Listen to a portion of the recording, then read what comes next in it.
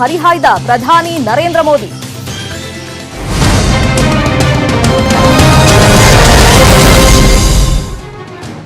ಒಂದು ಸಲ ಬಿದ್ರು ಓಕೆ, ಎರಡನೇ ಸಲವೂ ಸಿಎಂ ಕಾಲಿಗೆ ನಮಸ್ಕಾರ ಮಾಡಿದ್ದಾರೆ. ಸಿಎಂ ಬಂದಾಗ್ಲೂ ಕಾಲಿಗೆ ನಮಿಸಿದ್ದಾರೆ, ಹೊರಟಾಗ್ಲೂ ಕೂಡ ನಮಸ್ಕಾರವನ್ನ ಮಾಡಿದ್ದಾರೆ. ಎರಡು ಸಲ ಸಿಎಂ ಕಾಲಿಗೆ ಬಿದ್ದಿದ್ದಾರೆ. ನಾಗಮಂಗಲದ ಜೆಡಿಎಸ್ ಶಾಸಕ ಸುರೇಶ್ ಗೌಡ್ರು ಈ ರೀತಿಯಾಗಿ ಇವತ್ತು ಎರಡನೇ ಸಲ ಕಾಲಿಗೆ ಬಿದ್ದಿದ್ದಾರೆ. ಹಾಗಾಗಿ ಅವರ ನಡೆ ಬಗ್ಗೆ ಒಂದಿಷ್ಟು ಚರ್ಚೆಗಳಾಗ್ತಾ ಇದೆ. ಯಾವ ರೀತಿ ಸ್ಟೆಪ್ ಅನ್ನ ಮುಂದೆ ಇಡಬಹುದು, ಇವರು ಏನಾದ್ರೂ ಬಿಜೆಪಿ ಸೇರ್ಕೊಳ್ತಾರ ಅನ್ನೋ ಬಗ್ಗೆ ಕುತೂಹಲಕ್ಕೆ ಈಗ ಎಡೆ ಮಾಡಿಕೊಡ್ತಾ ಇರೋದು. ಇನ್ನು BS5 ಜಾಗದಲ್ಲಿ ಸಿದ್ದರಾಮಯ್ಯ ಇದ್ರೂ ಕೂಡ ನಾನು ಕಾಲಿಗೆ ಬೀಳ್ತಿದ್ದೆ, ನನಗೆ ಬಿಜೆಪಿಯಿಂದ ಆಫರ್ ಬಂದಿತ್ತು ನಿಜ, ಆದ್ರೆ ನಾನು ಪಕ್ಷವನ್ನ ಬಿಡೋದಿಲ್ಲ ಅಂತ ಸುರೇಶ್ ಗೌಡ್ರು ಸ್ಟೇಟ್ಮೆಂಟ್ ಅನ್ನ ಕೊಟ್ಟಿದ್ದಾರೆ. ಎರಡೆರಡು ಸಲ ಸಿಎಂ ಕಾಲಿಗೆ ಬಿದ್ದಿರುವ ಬಗ್ಗೆ ಸುರೇಶ್ ಗೌಡ್ರು ಈ ರೀತಿಯಾಗಿ ಸ್ಪಷ್ಟನೆಯನ್ನ ಕೊಟ್ಟಿದ್ದಾರೆ. ಸೊ ನಾವೀಗ ವಿಂಡೋದಲ್ಲಿ ನೋಡ್ತಿದ್ವಲ್ಲ, ಒಂದು ಕಡೆ ಮೊದಲಿಗೆ ಅವ್ರು ಬರ್ತಾ ಇದ್ದಂತೆ, ಅಂದ್ರೆ ಯಡಿಯೂರಪ್ಪ ಅವರು ಬರ್ತಾ ಇದ್ದಂತೆ ಒಂದು ಸತಿ ಅವ್ರನ್ನ ವೆಲ್ಕಮ್ ಮಾಡುವಾಗ ಕಾಲಿಗೆ ಬೀಳ್ತಾರೆ, ಇನ್ನೊಂದ್ ಸತಿ ಇನ್ನೊಂದಿನ ಸಿಎಂ ಹೊರಟ್ರು ಅನ್ನೋ ಟೈಮಲ್ಲಿ ಮತ್ತೊಮ್ಮೆ ಕಾಲಿಗೆ ಬಿದ್ದು ನಮಸ್ಕಾರವನ್ನ ಮಾಡಿದ್ದಾರೆ. ಹಾಗಾಗಿ ಈಗ ಎರಡೆರಡು ಬಾರಿ ಕಾಲಿಗೆ ಬಿದ್ದು ನಮಸ್ಕಾರ ಮಾಡುವಂತ ಅನಿವಾರ್ಯತೆ ಏನಿತ್ತು? ಈಗ ಹಿರಿಯರು ಸರಿ ಅವ್ರು ಹೇಳಿದ ಪ್ರಕಾರ ಒಪ್ಕೊಳ್ಳೋದಾದ್ರೂ ಒಂದು ಸತಿ ಓಕೆ, ಬಟ್ ಎರಡೆರಡು ಸಲ ಯಾಕೆ ಅನ್ನೋ ಚರ್ಚೆಗಳು ಇದೀಗ ಆಗ್ತಾ ಇದೆ. ಬಟ್ ಸುರೇಶ್ ಗೌಡ್ರು ಹೇಳ್ತಿರೋದು, ಆ ಜಾಗದಲ್ಲಿ ಸಿದ್ದರಾಮಯ್ಯ ಅವರು ಇದ್ದಿದ್ರು ಕೂಡ ನಾನು ಕಾಲಿಗೆ ಬೀಳ್ತಿದ್ದೆ, ಹಿರಿಯರಿಂದ ಆಶೀರ್ವಾದ ಪಡ್ಕೊಳ್ಳೋದು ತಪ್ಪ ಅನ್ನೋ ಪ್ರಶ್ನೆಯನ್ನ ಅವ್ರು ಮಾಡ್ತಾ ಇದ್ದಾರೆ.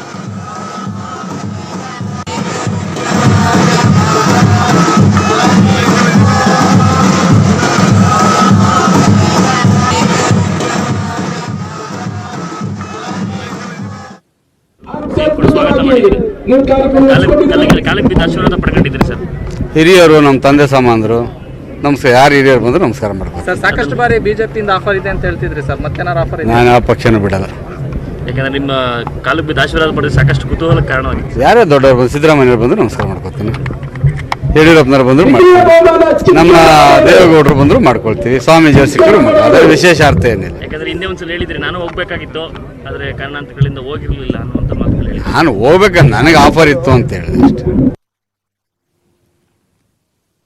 ಇದು ಸುರೇಶ್ ಗೌಡ್ರ ಸ್ಪಷ್ಟನೆ, ನನಗೆ ಆಫರ್ ಇತ್ತು ಆದ್ರೆ ನಾನು ಹೋಗ್ಲಿಲ್ಲ, ಪಕ್ಷ ಅಂತೂ ಬಿಡೋ ಮಾತೇ ಇಲ್ಲ ಈ ಕ್ಷಣಕ್ಕೆ ಅಂತ ಅವ್ರು ಹೇಳ್ತಿದ್ದಾರೆ.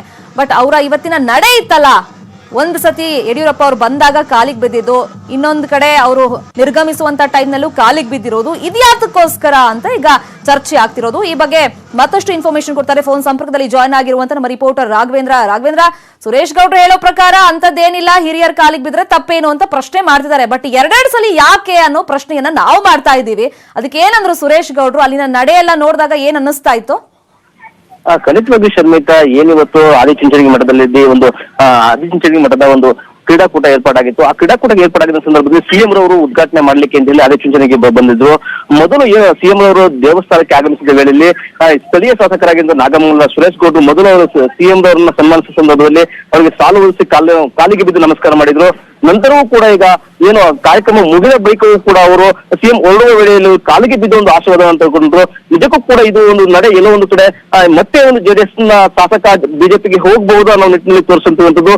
ಸಾಕಷ್ಟು ಈ ಒಂದು ನಡೆ ಕೂಡ ಚರ್ಚೆಗೆ ಗ್ರಾಸ ಆಗಿತ್ತು. ಯಾಕೆಂದ್ರೆ ಬಿಜೆಪಿ ಸ್ಥಿರ ಸರ್ಕಾರದ ಬಳಿಕ ಏನು ಈಗ JDS ಶಾಸಕರು ಕೂಡ ಈ ನಾಗಮಂಗಲ ಶಾಸಕರು ಕೂಡ ಬಿಜೆಪಿಗೆ ಹೋಗಬಹುದು ಅನ್ನೋ ಮಾತುಗಳು ಕೂಡ ಎಲ್ಲ ಶುರುವಾಗಿತ್ತು. ಆದ್ರೆ ಇದೆಲ್ಲಕ್ಕೂ ಕೂಡ ಒಂದು ಸ್ಪಷ್ಟನೆಯನ್ನು ಕೊಟ್ಟು ಏನು ನಾಗಮಂಗಲ ಸುರೇಶ್ ಗೌಡ್ರು, ನಾನು ಏನು ಹಿರಿಯರಾದಂತಹ ಯಡಿಯೂರಪ್ಪರ ಕಾಲಿಗೆ ಬಿದ್ದು ಆಶೀರ್ವಾದ ಪಡೆದಿದ್ರಿ, ಆ ಜಾಗದಲ್ಲಿ ಸಿದ್ದರಾಮಯ್ಯ ಇದ್ರು ಕೂಡ ಅವರನ್ನ ಒಂದು ಆಶೀರ್ವಾದ ಪಡೆಯುತ್ತಿದ್ದೆ. ಯಾಕೆಂದ್ರೆ ಹಿರಿಯರಾಗಿರೋದು ಆಶೀರ್ವಾದ ಪಡೆಯೋದು ಸಂಪ್ರದಾಯ, ಹಾಗಾಗಿ ಅದನ್ನು ಪಡೆದಿದೆ, ಇದ್ರ ಯಾವುದೇ ರಾಜಕೀಯ ಇಲ್ಲ ಅನ್ನೋ ಮಾತುಗಳ ಮೂಲಕ ಒಂದು ಸ್ಪಷ್ಟನೆಯನ್ನು ಕೊಟ್ಟರು. ಆದ್ರೆ ನಿಜಕ್ಕೂ ಕೂಡ ಎರಡೆರಡು ಬಾರಿ ಕಾಲಿಗೆ ಬಿದ್ದಿದ್ದು ಏನೋ ಒಂದು ಕಡೆ ರಾಜಕೀಯ ಮುಂದಿನ ಒಂದು ರಾಜಕೀಯ ನಡೆದಲ್ಲಿ ಮಂಡ್ಯದ ಒಂದು ಏನು JDS ನ ಶಾಸಕರು ಎಲ್ಲರೂ ಕೂಡ ಸುಮಾರು 3 ಜನ ಶಾಸಕರು ಒಂದು ಬಿಜೆಪಿಗೆ ಹೋಗಬಹುದು ಅನ್ನೋ ಮಾತುಗಳ ನಡೆಯಲ್ಲಿ ಇವತ್ತಿನ ನಡೆ ಕೂಡ ಒಂದು ಶಾಸಕರು ನಿಗೂಢವಾಗಿತ್ತು ಅಂತ ಹೇಳ್ಬೋದು ಶರ್ಮಿತಾ. ಬಿ ಆನ್ಲೈನ್ ರಾಘವೇಂದ್ರ, ಈ ಬಗ್ಗೆ ಮಾತಾಡೋದಕ್ಕೆ JDS ಶಾಸಕರಾಗಿರುವಂತಹ ಸುರೇಶ್ ಗೌಡ್ರ ನಮ್ಮ ಜೊತೆ ಫೋನ್ ಸಂಪರ್ಕದಲ್ಲಿ ಜಾಯ್ನ್ ಆಗಿದ್ದಾರೆ. ಸುರೇಶ್ ಗೌಡ್ರ, ಎರಡೆರಡು ಸತಿ ನೀವು ಸಿಎಂ ಯಡಿಯೂರಪ್ಪ ಕಾಲಿಗೆ ಬಿದ್ದಿದ್ರಲ್ಲ, ಯಾತಕ್ಕೋಸ್ಕರ? ಎರಡೆರಡು ಸರಿ ಬೀಳಿಲ್ಲ, ಮೊದಲನೇ ಸರಿ ಬಿದ್ದಿದ್ದು ನಮಸ್ಕಾರ ಮಾಡ್ಕೊಂಡೆ. ಅವರು ದೊಡ್ಡವರಿದ್ದಾರೆ. ಸುರೇಶ್ ಗೌಡ್ರೆ, ನಾವೇ ವಿಜುವಲ್ ಪ್ಲೇ ಮಾಡ್ತಿದೀವಿ, 2 ವಿಂಡೋದಲ್ಲಿ ಇಟ್ಟಿದೀವಿ. ಒಂದ್ ಸತಿ ಯಡಿಯೂರಪ್ಪ ಅವರು ಕಾರಿಂದ ಇಳ್ಕೊಂಡ್ ಬರ್ತಾರಲ್ಲ ಅವಾಗ ಸ್ವಾಗತ ಮಾಡುವಾಗ, ಇನ್ನೊಂದ್ಸತಿ ಅವರು ಸ್ಟೇಜ್ ಇಂದ ಹೊರಡ್ತಾ ಇದ್ದಾರೆ, ಆ ಟೈಮ್ ನಲ್ಲಿ ಕಾಲಿಗೆ ಬಿದ್ದಿದ್ದೀರಾ. ಹೌದೌದು, 2 ಸತಿ ಆಯ್ತಲ್ವಾ, ಯಾತಕ್ಕೋಸ್ಕರ? ತಪ್ಪೇನು? ದೊಡ್ಡವರು, ರಾಜ್ಯದ ಮುಖ್ಯಮಂತ್ರಿಗಳು, ನನ್ನ ತಂದೆ ವಯಸ್ಸಿನವರು, ಯಾರೇ ಬಂದ್ರು ನನಗಿಂತ ದೊಡ್ಡ ಹಿರಿಯರು ಬಂದ ನಮಸ್ಕಾರ ಮಾಡ್ಕೊಳ್ತೀನಿ. ಕುಮಾರಸ್ವಾಮಿ ಅವ್ರಿಗೂ ಮಾಡ್ಕೊಳ್ತೀನಿ, ದೇವೇಗೌಡರಿಗೂ ಮಾಡ್ಕೊಳ್ತೀನಿ, ಸಿದ್ದರಾಮಯ್ಯವ್ರಿಗೂ ಮಾಡ್ಕೊಳ್ತೀನಿ, ಅಶೋಕ್ಗೂ ಮಾಡಿದೆ.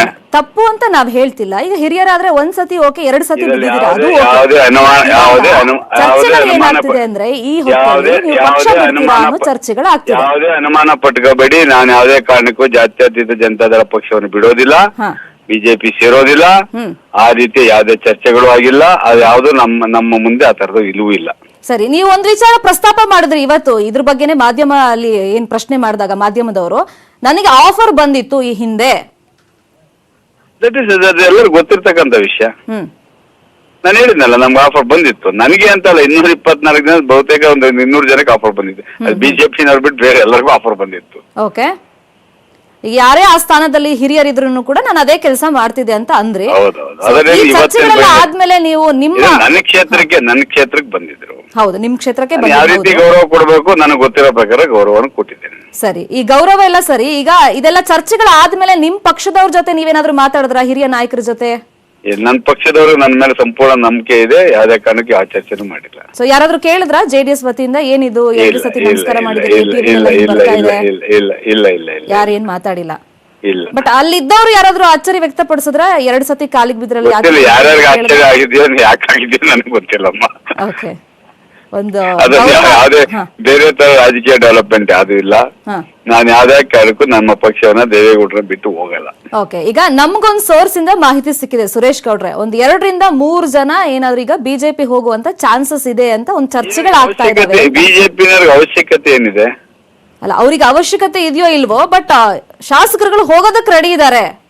ಎಲ್ಲವೆಲ್ಲ ಸುಳ್ಳು. ಏನೋ ಸರ್ಕಾರ ಇದೆ, ಕೆಲಸ ಕಾರ್ಯ ಆಗೋದಕ್ಕೆ ಆತರ ಆಡ್ಬೋದು ಅಷ್ಟೇ ಹೊರತು ನನ್ನ ಪ್ರಕಾರ ಯಾವ್ದಿಲ್ಲಮ್ಮ. ಸೊ ಮತ್ತೊಮ್ಮೆ ಕ್ಲಾರಿಫೈ ಮಾಡ್ತೀರಾ, ಯಾವುದೇ ಕಾರಣಕ್ಕೂ ನೀವು ಜೆಡಿಎಸ್ ಬಿಟ್ಟು ಹೋಗಲ್ಲ? ಇಲ್ಲ. Okay, thank you so much Suresh.